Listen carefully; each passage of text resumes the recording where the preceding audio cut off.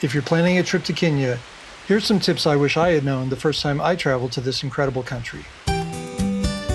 Before I leave LA, I like to print up my tickets and itineraries and my ETA visa and make sure I have it all in a binder just in case I need it. When I fly to Kenya to visit my girlfriend, I typically take Delta or KLM because I know I'm going to be racking up a lot of sky miles. Kenya is about 10,000 miles away from LA, so it's about a 21-hour flight with at least one stop. It's a long trip, but whenever possible, I try to sit on the exit row because I like to be able to get up and stretch my legs.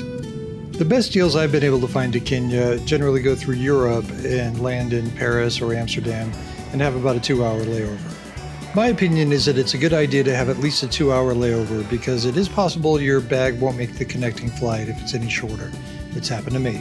Just 8 short hours later and we arrive in Nairobi. Americans need an ETA visa to go to Kenya. It's about $25 and takes about a week or two to process, so do it in advance. Once they check your visa and passport, you're on your way. There'll be tons of cabs and Ubers at the airport, so grab one and go to the hotel and sleep. Trust me, you'll need it. After a couple long travel days in the air, we really wanted to take it easy on our first day in Nairobi. If it's a Saturday, I'd recommend going to the organic farmers market in Karen. They have food, music, and cool stuff to buy. A good rule of thumb is 1,000 Kenyan shillings is about $10 US, so remember that when you're haggling. Another fun thing to do in the area is the Giraffe Center, also in Karen. The giraffes live in a natural setting and you're able to walk up and feed them from the platform. They've got souvenirs and snacks. It's really a fun thing to do and kids really love it too. Kenya is known for its beautiful scenery and of course the safaris, but I'm a California guy and Kenya's got some of the most beautiful beaches in Africa. We hop on Jumbo Jet to take the quick 40-minute flight from Nairobi to Diani Beach. Typically, depending on the season, the ticket will be about $200 US. Malindi and Mombasa are beautiful destinations, but we really love Diani Beach. Last time we stayed in a B&B and it was terrific, but this time we wanted to see what the resorts are like, and we stayed at Diamond's Leisure Beach and Golf Resort. The place is really beautiful and green. We really love the open-air vibe of the lobby. Right away, we felt like we had made a great choice. Inside, we got the coconut greeting, and everyone was very friendly and welcoming. All across Kenya, different versions of Swahili are spoken, but English is the official language, and so it's very easy to communicate. But I would recommend learning some basic Swahili phrases.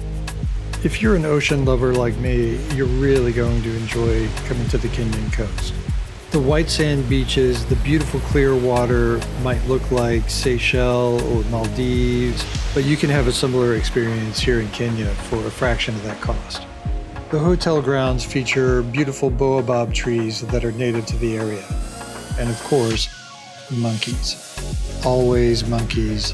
Everywhere you look, there's monkeys. They're pretty friendly, but it's a good idea to just steer a little bit clear of them. And when you're not in your room, lock your doors and make sure to keep your windows shut because they love to come in and help themselves to your food. The Diamond Resort has 4 outdoor pools and 3 restaurants, and the hotel does have a very good breakfast buffet, so I would recommend that for sure. And the views are really amazing. After some downtime at the hotel, we were ready to get out and do some exploring. Getting around Diani Beach is pretty easy. You just hail a tuk-tuk, or if you're really feeling adventurous, you can hop on the back of a motorcycle called a boda boda. We stocked up on fresh fruit and snacks, nuts, dates, and various other things at the local market. The fruit in Kenya is very fresh, and they have some stuff that they don't have in the US. Ever had a tree tomato? Well, they have those. After picking up snacks and bottled waters, we headed back to the hotel at low tide, so we could walk out and take a look at the tide pools. Anywhere you go in Diani Beach, people are going to be offering to take you on boat trips or tours, and typically we politely decline and keep walking, but in this case, it's a good idea to go ahead and get the tour because the guys have cleared the path of sea urchins so you can safely walk, and they will also pick up all kinds of sea creatures that you can take a look at. Apparently this is a pregnant starfish and a bunch of baby starfish are about to burst out of there, which is terrifying.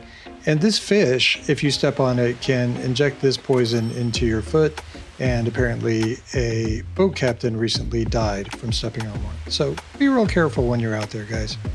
And go ahead and just pay these local gentlemen for taking you safely from point A to point B, because they know what they're talking about, and it's always good to support local entrepreneurs. Another tour that we really enjoyed was the Dhow boat tour on the Congo River. We signed up for the Sunset Tour. It's about 2 hours, and it's really inexpensive. I think it was about 30,000 Kenyan shillings, or roughly $30 a person. We met the rest of the group at the riverbank, and then our guide pushed the boat off and we were out on the river. It's a very slow, leisurely tour. There were a lot of other boats out the night that we went, and it was just a beautiful, warm night. It was really interesting to see the mangroves growing out of the water and on the bank.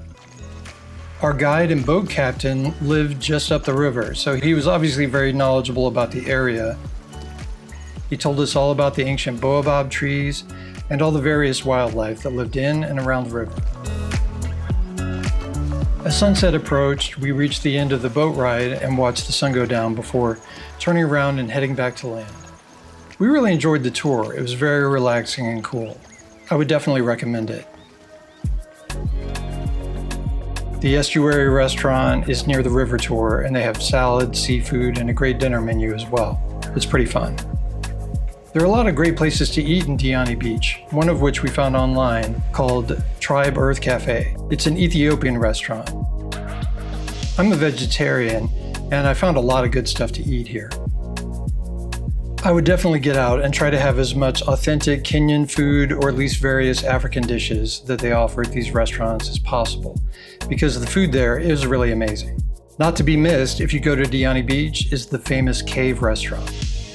It's a real underground cave thought to be between 120 and 180,000 years old.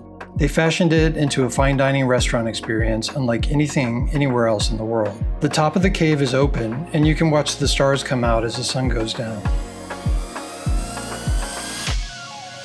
At the time of this recording, they are only open after 5 p.m. and reservations are required. If you're looking for a romantic dinner spot, the food is excellent and the ambiance is impossible to beat. Kenya is widely regarded as one of the best places in the world to go for a safari. But for a romantic, exotic experience like nothing else in the world, I would definitely consider the east coast of Kenya and Diani Beach as a destination. Please like and subscribe for more.